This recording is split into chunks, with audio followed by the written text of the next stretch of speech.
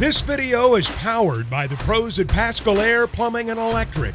Arkansas owned, Arkansas operated. GoPascal.com. Let's talk with Grant Hall, speaking of kisses. Grant, who did you kiss on New Year's? Yeah, you probably should play the black-eyed peas, right? There we go. My humps, my humps, my humps. Oh, that would be better. Or 1999, that always worked because that was, that's like a New Year's song. We'll go with that with Prince. Just write that down for December 31st, okay? Grant, how you feeling, man? I know you're kind of out of commission for a little bit of time. Yeah, I feel fine. I had a couple of days siege of that my first official COVID.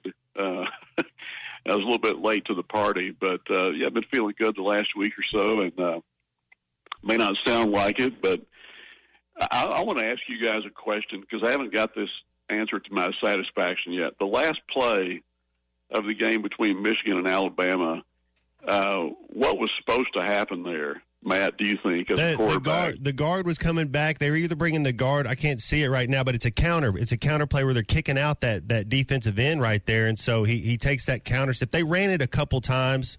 You want to look like you're going a certain way, and then you just cut it right back. But that was to the field side with the receivers. I mean, the play was there. If the snap was there, they just had they were pinned back coming. I just thought it was a bad play call. I just don't understand how you're messing up the snap so much. Why going up the middle against a team that kind of was playing? I mean, they planned for it. It was over the 4-hole or the 6-hole on the left. It's not really up the middle, but it's not a sweep outside. Mm-hmm. Yeah. Well, did Milroe change it a little bit after the bad snap, or did he go ahead and do what he was supposed to do? I just think he put his head down and ran at that point because what was in front of him, there was nowhere else to go. Well, and see what that bad snap, it kind of makes it be a delay to where it's almost like and it just kind of takes the timing off. Next thing you know, he's got his right guard at his knee when he takes the snap about half a second later. And everybody knows it's not a pass play. This is my point too. Like as soon as they see that, you see their ears are pinned back. Yeah, well, Grant, that's the thing that really stood out when you went throughout the SEC season. The Alabama offense was built on Milroe's legs, opening some holes for running back here and there, and deep balls. And they just, I don't think Alabama could get open, and there just wasn't enough time for Milroe to throw. So, Michigan just kind of turned them into a one-trick pony.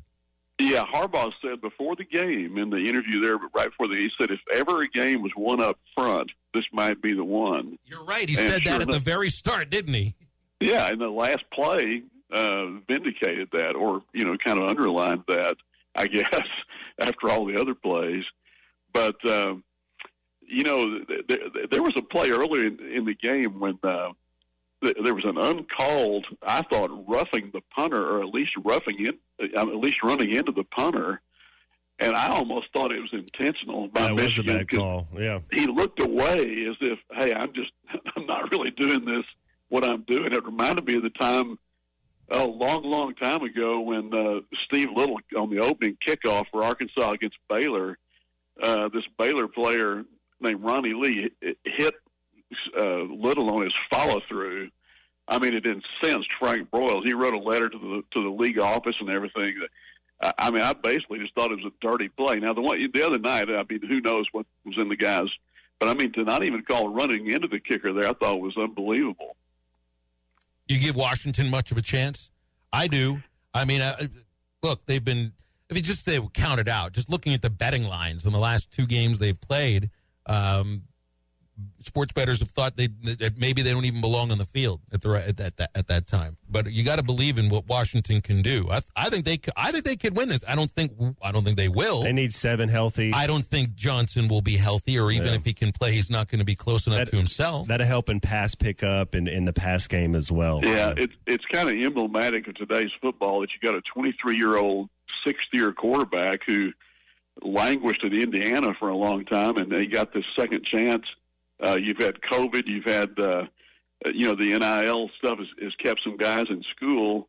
And so that in some cases you got guys playing college football that could be in their second year in the NFL or something. I mean, look at KJ, who's going to embark on a new career at Central Florida now, and what'll be his, 6th year of college, I guess. And it's affected college football. It really has. I was looking at the quarterbacks last year because they had one main quarterback, and then if injuries, another quarterback might have played a couple of snaps. And I was kind of looking at the numbers. I don't see any reason KJ doesn't have 3,000 yards passing, 500 yards rushing, and account for 30 touchdowns. I think he's going to go down there and show out. I think so. I think, Matt, this last year, I ran into him and his family 2 or 3 times after games. With the way I walk back to the parking lot, I go through past Walker Pavilion, where some of the players would be after the game, and he was there with his family. And several times he had ice on his knee. I don't think his knee was ever all that sound this last year, and I think he was overweight. And I think if Gus can get him down to his fighting weight of about 245, and if he can stay healthy, yeah, I would think he'd have a really good year next year. Where's Arkansas going defensively now? You got to rebuild linebacker, and I don't know if you have enough right there at that position. Losing Jaheim Thomas, we talked about it with Chuck yesterday, Grant, and I guess he was right when you look at the amount of snaps that he was on the field for the last 2-3 games. Maybe we should have seen this coming, but it came 2 days before the transfer portal closed. He was the team's leading tackler. You lose Chris Paul, 3 incoming freshman linebackers. You, at best, one of them can get on the field and help you this next year. I know they have Sorey from Georgia that you like, but I'm a little worried about linebacker right now. Yeah, that's definitely a concern. I think they've helped themselves in the offensive line, looks like, in the portal, and I guess it's never over. You can have some more guys come in between now and next season, and they can move a guy or two around who, kind of these hybrid players. Maybe one or two of those goes to linebacker. But, yeah, that's definitely a concern, I would say. Grant? By the way, I'm hearing some chatter that Jim Chaney has been following the program pretty closely. Like, would he become an analyst or something on this Arkansas staff? I don't know. Wasn't he there? Wasn't he an analyst for A&M last year? He was an analyst somewhere. In fact, I thought I saw him during the bowl season. Is that where he was last year? I think it was A&M. I think he was analyst turned play caller for the Texas Bowl. And there's a receiver from A&M that Arkansas is getting who didn't do much last year. 3 catches for 14 yards, I think, but he's got great speed, and you got to figure that Bobby sees a lot of potential in him. Yeah, well, absolutely. The speed, Matt. That's one thing he said that they need. He sounds like body type at least. He's identical to Isaiah Sategna. I don't know who's faster, but it's the same body type. Yeah, those two guys could put the defensive back's head on a swivel if they were in there at the same time. Hey, I want to ask you guys, too, about this basketball team, because last night I heard that Arkansas is the 16th team out, not one of the 9 SEC teams that Lenardi currently has in there. I watched a little bit of Auburn last night. They've got this kid, Johnny Broom, who was 5'10" in high school, and he's 6'10" now, and he went for 22 and 12 last night against Penn, including 3 of 4 3-point shots. Now he had been 4 of 22, so he's still only hitting 27%. So does Eric encourage him to take 3-point shots, figuring that was an aberration last night, or is there a new concern that he might go out there and shoot threes against Arkansas? So that's kind of one of the intriguing things about Saturday. Yeah, Grant, I was going to kind of see what you thought. My prediction right now, I got them going 7-2 at home and 2-7 on the road with 9-9. I don't know if 9-9 gets them in. What do you see them going, their record being when they finish up conference play? And how many do they have to win to get in the tournament, do you think? Well, they were 8-10 last year and got in, but a lot different situation with the other games. They've got work to do, and I think maybe it takes 10-8, and then who knows after that. But I think they're capable, Matt, of doing that because Minifield to me makes them look completely different. I like his vision. Yeah, that really was. They were kind of reeling at the point guard position there, trying several different ones. earlier in the season, and he's been an exclamation point so far. And just being able to come in in only 3 games, it looks like he's pretty comfortable. Now, he was practicing with them, but wasn't expected to play this year. So it's kind of Eric he's still looking at rotations, but I like this team a lot better than I did before he got there. Well, the front court's going to be challenged in this Auburn game. You brought up Broom. I know they're really big up front. They score a lot of points from their big players.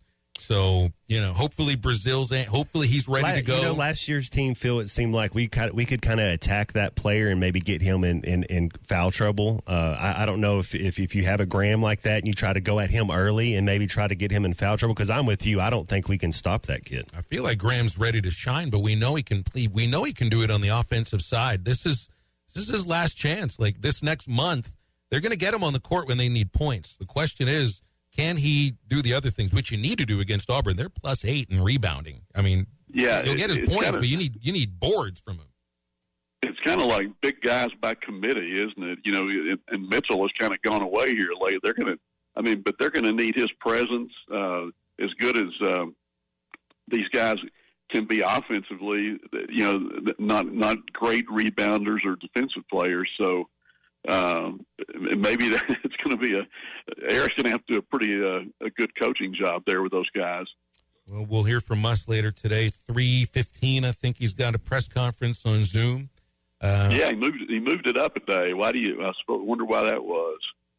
Good question. Big things going on tomorrow, I guess. Whenever they're supposed to have it. Hey, it's 44 days out from the start of Arkansas baseball. Grant, have you allowed yourself to put any thought on this year's baseball team?